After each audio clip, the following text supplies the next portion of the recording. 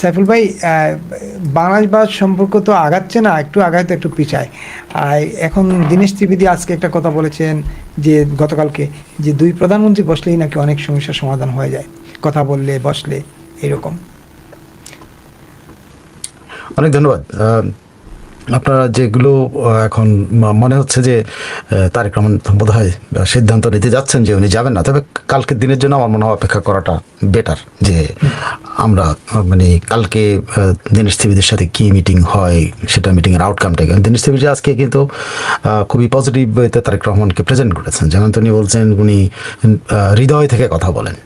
এই যে এই এত বড় মানে প্রশংসা কেন ঘুরছেন, এটা তো বুঝতে পারছেন যে তারেক রহমানের কাছ থেকে একটা পজিটিভ পাওয়ার জন্য উনি চেষ্টা চালাচ্ছেন, এবং ওনার চেষ্টা কালকে পর্যন্ত অব্যাহত থাকবে। তো সেই হিসাবে দীনেশ ত্রিবেদীকে এখন তারেক রহমানের সাথে সাক্ষাতে কি হয়, ওনার মনোভাব কি, দীনেশ ত্রিবেদী সরাসরি বুঝতে পারবেন। এটা আমার মনে হয় এই মুহূর্তেই প্রেডিক্ট করা, এই প্রেডিকশন একদম করে ফাইনাল করে ফেলানো যে তারেক রহমান যাচ্ছেন না। তবে যে না যাওয়ার ফলে তারেক রহমানের কী অর্জন হবে, এবং যে না যাওয়ার ফলে বাংলাদেশের কী অর্জন হবে, যদি এই প্রসঙ্গ নিয়ে আমরা আলোচনা করি, আর না গেলে বাংলাদেশের কী লাভ হবে, এটা মানে আমরা এখানে লাভ ক্ষতিটা কী, গেলে কী লাভ হবে, না গেলে কী লাভ হবে। না গেলে কী লাভ হবে এটা দিয়ে শুরু করি। না গেলে ওনার অনেক লাভ আছে। উনি বাংলাদেশের যে অংশটা, বাংলাদেশের মানুষদের যে অংশটা ভারত বিদ্বেষ ছড়া কিন্তু ভারতে ঘুরে বেড়াইতে পছন্দ করে, ভারতের ভিসার জন্য লাইন দিবে কিন্তু ভারতকে সমালোচনা করে, সেই গ্রুপটার কাছে উনি হিরো হয়ে যাবেন। এবং এই গ্রুপটা তো আপনি ধরেন জামাতে ইসলামী একটা বড় গ্রুপ, এনসিপি একটা বড় গ্রুপ, প্লাস তার নিজের দলের মধ্যে একটা বড় গ্রুপ আছে যারা খুব খুশি হবে। কিন্তু একই সঙ্গে তিনি কোন মতের, এইটাও কিন্তু জাতির কাছে কিন্তু একটা জিনিস পরিষ্কার হবে, জাতিও জানতে পারবে যে তারেক রহমান আসলে কোন লাইনে হাঁটতে চান, এটা কিন্তু ক্লিয়ার হবে। সো লাভ কিন্তু এখানে অনেকগুলো আছে। লাভগুলো আমি ক্ষতির কথা বলছিলাম না, যে কি কি ক্ষতি কোনটা আগে আলোচনা করবো বলছি। আমি আগে বলছেন লাভগুলা কি হবে উনি না আচ্ছা, না গেলে ওনার লাভ কি হলো সেটা আমি ওনার বলছি। উনি একটা বিশাল ভারত বিরোধী ব্যক্তি হিসেবে, ভারত বিরোধী মনোভাবের ব্যক্তিত্ব হিসেবে নিজেকে এস্টাবলিশ করতে পারবেন। কোথায় জামাতের মনে, এনসিপির মনে, এবং তার দলের মধ্যে যে অংশটা ভারত বিরোধী তাদের সঙ্গে। এটা হলো ওনার নিজের জন্য ভালো হবে।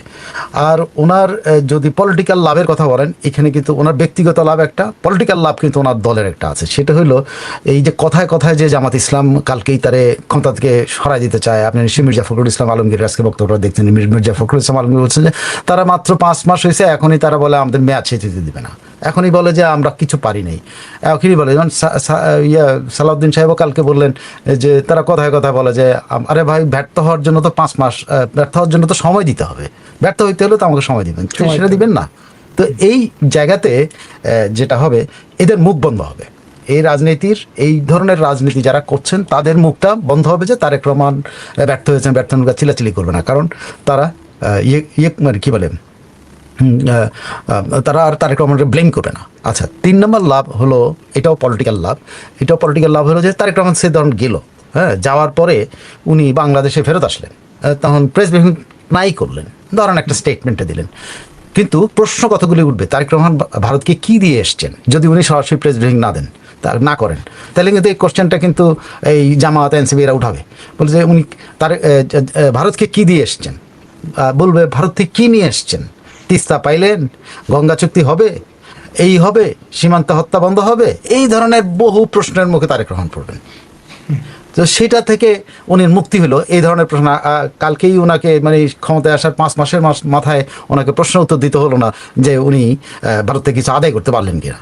কারণ ভারত গেলেই কিন্তু আপনাকে, যেমন শেখ হাসিনাকে এই প্রশ্ন, কি নিয়ে আসছেন, কি পাইছেন, শেখ হাসিনাকে যেমন প্রশ্ন করছে, তারেক রহমানরা সেম প্রশ্নটা করবে, কিন্তু পাবলিক না, সাংবাদিকের এই প্রশ্ন করবে যে তিস্তা আনতে পারছেন, গঙ্গা চুক্তি হইল, শেখ হাসিনাকে আনতে পারলেন, বা শেখ হাসিনার মুখ বন্ধ করতে পারলেন, মানে শেখ হাসিনা গোটা কয়েক প্রশ্ন হবে, তিস্তা নিয়ে প্রশ্ন হবে, গঙ্গা নিয়ে প্রশ্ন হবে, অনেক প্রশ্নের মুখে পড়বেন, এবং ইনি বিব্রত হইতে পারেন। এবং সেক্ষেত্রে যদি একটা উলটপালট উত্তর আসে, বা উনি, আমার ধারণা এই ধরনের পরিস্থিতি প্রেস ব্রিফিং করাটা ওনার জন্য জটিল হবে, বাট তিনি কিন্তু এই জায়গা থেকে কিন্তু মুক্তি পাচ্ছেন যদি না যান। তো এটা কিন্তু বিশাল লাভ। একজন রাজনৈতিক ব্যক্তি কিন্তু বিতর্কিত হওয়ার একটা যথেষ্ট সম্ভাবনা আছে যে ট্যুরটাতে গেলে, সেটাতে উনি থেকে মুক্তি পেলেন না। মানে এটা হলো রাজনৈতিক ব্যক্তিত্ব বলতে পারেন কোনো জিনিসকে নিগেট করা, মানে আমি এই পথে হাঁটলাম না আর কি, আমি না হাঁটা আমি আমার ব্যক্তিত্ব বজায় রাখলাম, এটা হলো ওনার লাভ হবে। ওনার সরকারেরও এটা লাভ একই ধরনের, সরকারকে কথায় কথায় কিন্তু লালমনিরহাট থেকে গালি দিবে না, ওনাকে বুড়িগঙ্গা এই কিনা বুরুঙ্গামারিতে গালি দিবে না, হ্যাঁ মিয়া ভারত গিয়ে কী নিয়ে আসছে, চায়ের দোকানে আলোচনা হবে না ভারত গিয়ে কী নিয়ে আসছে, চায়ের দোকানে তো আলোচনা হবে না। সো এটা একটা বড় ধরনের মুক্তি, ওনার এই প্রফিটটা আছে, এটা নিয়ে কোনো সন্দেহ নেই। এখন আসেন ওনার ক্ষতির দিকটা কি। লাভ কিন্তু অনেক, লাভগুলো বেশিরভাগ হলো নেগেটিভের কারণে লাভ, মানে আপনি ফেস করলেন না, এটা থেকে আপনার সমস্ত প্রফিট আসলো অনেক, মানে আপনি বাজারে গেলেন না, তাতে আপনার সব টাকা বেঁচে গেল, সব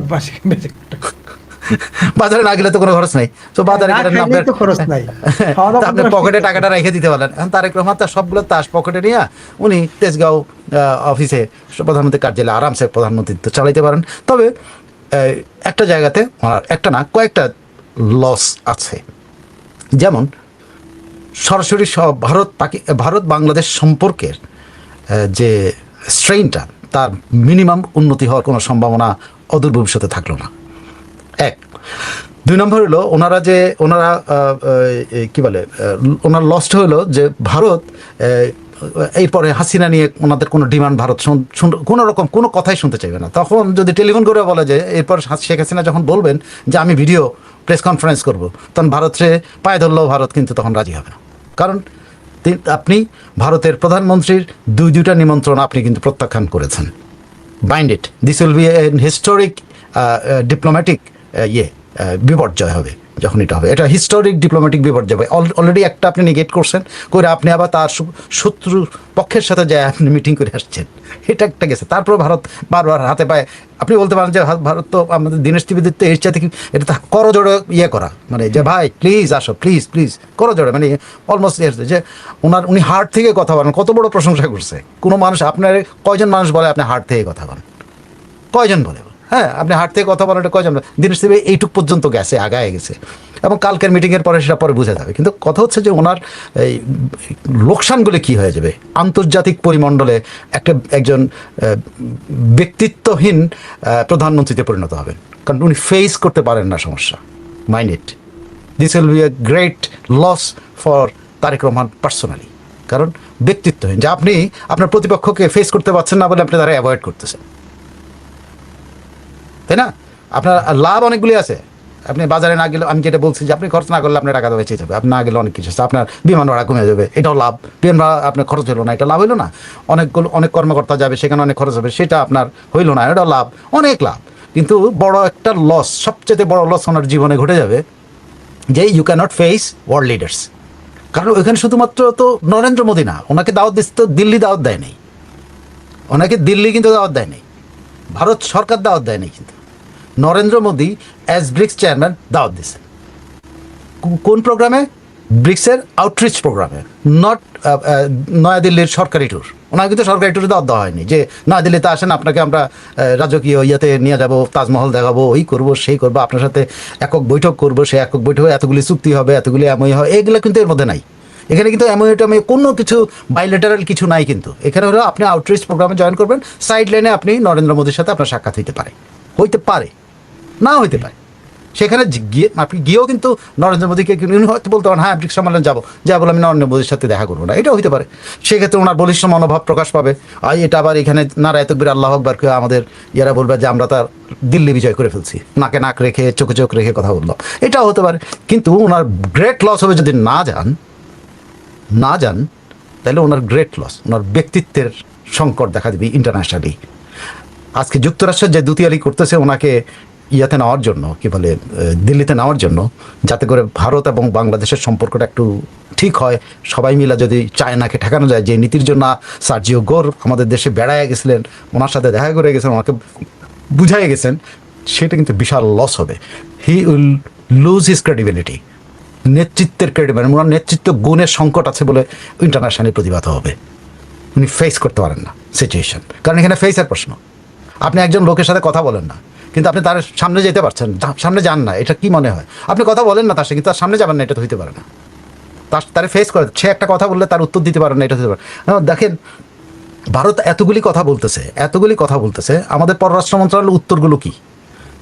মানে সারবত্তাহীন উত্তর বা আমাদের পররাষ্ট্র মন্ত্রণালয় যে কূটনৈতিক চ্যানেলে যে যে জিনিস চাইবেন সেটা প্রেস নোটের মতো করে ওনারা বিবৃতি দিচ্ছেন।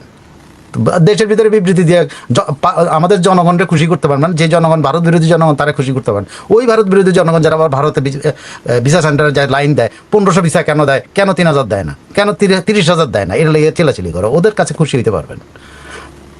এখানে কিন্তু বিশাল একটা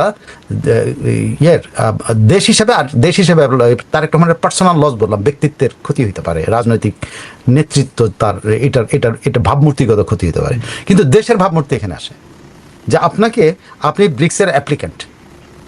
ইউএস সাপোজ আপনি যখন কোনো কিছু দেখেন, আপনার নিশ্চয় যে আপনি রিপ্রেজেন্টেটিভ নিশ্চয়ই অ্যাপ্লিকেশন যখন করছেন তখন আপনি প্রায় রিপ্রেজেন্টেটিভ যেতেন না?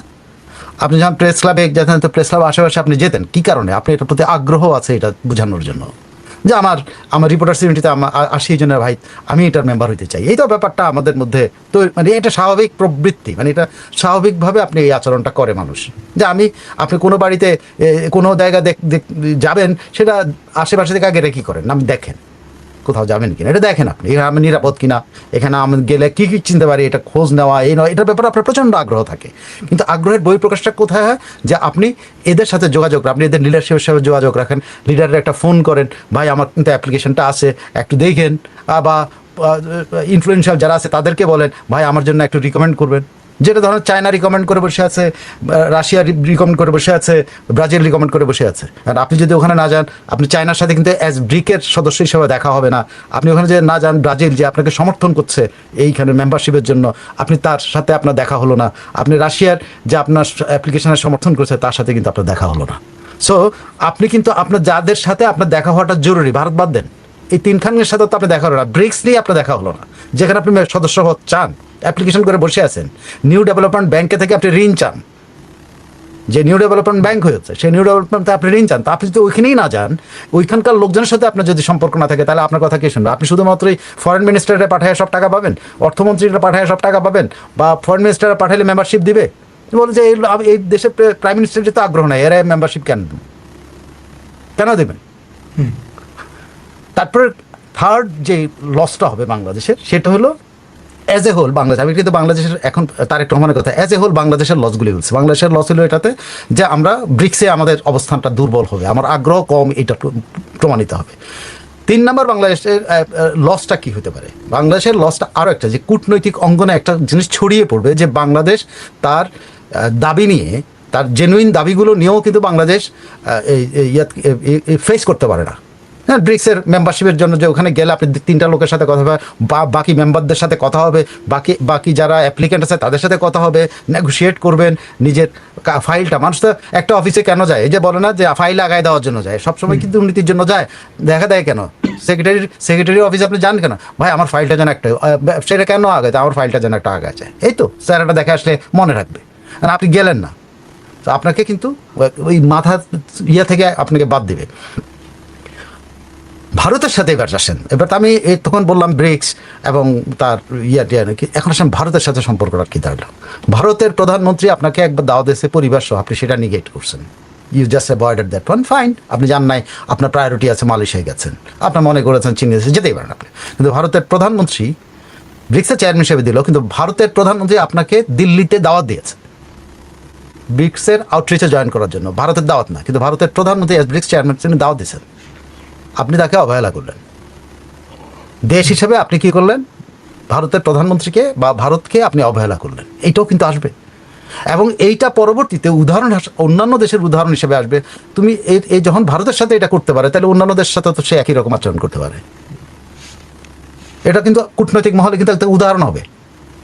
সো ওনার অনেক বড় বড় লাভ আছে, কিন্তু ওনার অনেক বড় বড় লস আছে, এবং ওনার লস বাংলাদেশের লস সম্পৃক্ত হয়ে গেছে। তো এইখানে আপনি যদি ব্রিক্স সম্মেলনটা উনি বাদ দেন, তাহলে আমি মনে করি উনি হয়তো রাজনৈতিকভাবে কিছু লাভবান হবেন, তৌহিদি জনতার কাছে উনি অনেক হবেন, প্রিয় ব্যক্তিত্ব হবেন। হেফাজতের কাছে গেছেন, হেফাজত নিয়ে উনি হবেন। হেফাজতের কাছে যাও, কিন্তু এটাকে আপনার প্রতীকী ভেবেন না, কিন্তু শেখ হাসিনাও কিন্তু হেফাজতের কাছে গিয়েছিল, মনে রাখেন। শেখ হাসিনার শেষ রক্ষা হয়নি, কওমি জননী কিন্তু ওনাকে ইয়ে দিয়েছিল, উপাধি দিয়েছিল, সেই হেফাজত কিন্তু ওনার সাথে থাকে নাই। তবে এই হেফাজতও কিন্তু খেয়াল করে যেন আবারও তারাও ইসলামী জোটফোট করলো করে কিন্তু আবার বাইরে দাঁড়ায় রয়েছে, তারেক রহমানরা কিন্তু টার্গেট করছে এখন কিন্তু ওরা।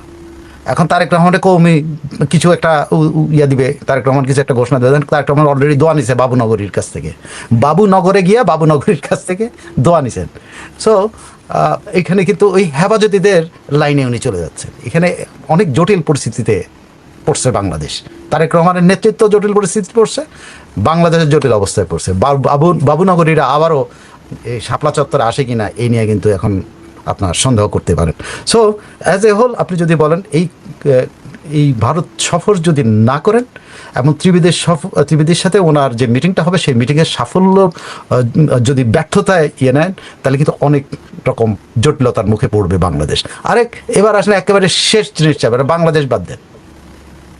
এবার আসলেন ওনাদের একটা দাবি যে প্রতিষ্ঠিত করার ওনারা চেষ্টা করছেন বারবার, সেই দাবিটাও কিন্তু উল্টাপাল্টা হয়ে যাবে। কেমন? সেটা হলো ওনারা প্রতিষ্ঠা করতে চাচ্ছেন শেখ হাসিনা একজন ফিউজিটিভ, তিনি একজন আসামি, তিনি মৃত্যুদণ্ড আসামি, তাকে প্রত্যর্পণ করো। ভারত এখন বলবে যে তুমি তো এই বিষয়টা নিয়ে আমাদের সাথে আলোচনা করতে পারতো, আমার প্রধানমন্ত্রী তো তোমার ডেকেছিল, সেটা সবচেয়ে বড় মঞ্চ ছিল বলার জন্য, তুমি সেটাই নাও নাই, এখন আমার খালি চিঠি দিয়ে লাভটা কি? এবং ভারতের যে অবস্থানটা সেটা আরও পোক্ত হবে ইয়ের প্রতি। এবং এই সফরে না গেলে শেখ হাসিনাকে অনেক দূর পর্যন্ত ডিপ্লোমেসি চালাইতে হইতো, অনেক দূর পর্যন্ত শেখ হাসিনা। এখন কিন্তু শেখ হাসিনার জন্য আর ডিপ্লোমেসি যদি সফরে না যান, এই যে ওনাকে প্রত্যর্পণের জন্য যে চিঠিপত্র চালাচালি হয়েছে এটার আর শক্তি থাকবে না। কারণ সবচেয়ে বড় সুযোগ ছিল যে মোদি সাহেবের সামনে দাঁড়ায়, মোদিজির সামনে দাঁড়ায় বা বসে বলা যে আপনি শেখ হাসিনার থামান, এবার আসতে দিয়েন না রে ভাই। মনে মনে তো চায় শেখ হাসিনা না আসুক, এটাই তো মেইন টোটাল অ্যাটমসফিয়ার। আপনি যদি দেখেন যে হাসিনা হাসিনা হাসিনা হাসিনা করে ওনারা জপতেছে, কপচাইতেছে, তাতে মনে হয় যে শেখ হাসিনা ভাই তুই কেন এই ঘোষণা দিলা? ঘটনাটা তো তাই, ঘোষণাটা তো মেইন হলো ঘোষণা নিয়ে কেন ঘোষণা দিল, আসলে তো অন্য কিছু না। ওনারা দেখা গেল কি দেখা গেল না, এটা ডাজন্ট ম্যাটার। উনি তো কালকেই মোটরকেট নিয়ে বেরিয়ে ঘুরলে তখনও ভিডিও করে দেখা যাবে শেখ হাসিনার দেখা যেতেছে। এই দেখা যাওয়া কিন্তু মূল না, ঘোষণাটা হলো বাংলাদেশে আসার হলো সমস্যা। এখন উনি কিন্তু সামনাসামনি যে মোদিজিকে বলতে পারতেন, মোদিজি শেখ হাসিনার দেশে আসতে দিয়েন না, এই কথা কিন্তু আর বলতে পারবেন না। শেখ হাসিনা ডিসেম্বরের আশাটাকে আরও এই যদি না যান এবং এই মিটিংয়ে এই দাবিটাও আর করতে পারবে না। কারণ ভারত অলরেডি ডিপ্লোম্যাটিক্যালি যে ব্যাখ্যাটা দিয়েছে শেখ হাসিনা অবস্থা, উনি যদি নিজে থেকে যেতে চান প্রত্যর্পণের যুক্তি আসে কেন? উনি যদি নিজে থেকেই যেতে চান তাহলে প্রত্যর্পণ, এই যে কথা খামোখায় চিঠি চালাচালি যে করতেছে এই কথা কিন্তু তারা প্রতিষ্ঠা করছে যে উনি নিজেই যেতে চান, এখন আবার তোমরা প্রত্যর্পণ নিয়ে কথা বলো, এটা তো হয়েছে, উনি তো যেতেই চান। বরং ওনার নিরাপত্তার ব্যবস্থা করো, তোমার ইন্টারনালিতে এগুলোই আলোচনা হচ্ছে, বরং এটা করে। ভারত কিন্তু উল্টা প্রেশার দেবে বাংলাদেশকে এবং তখন ভোকাল হয়ে পড়বে। এখন হয়তো তলায় তলায় বলতেছে, কিন্তু তখন ভোকাল হয়ে বলবে যে তোমাদের কোনো ভিতরে শেখ হাসিনা যাবে তার ওনার নিজের ইচ্ছায়, তা আমি কেমন ওটা ঠেকাবো? অথচ উনি কিন্তু যা বলতে পারতেন কানে কানে মোদি সাহেবের কাছে, ভাই আমার বাঁচান, শেখ হাসিনা আসলে আমি আর একদিনের জন্য শান্তিতে থাকতে পারবো না। Which is true.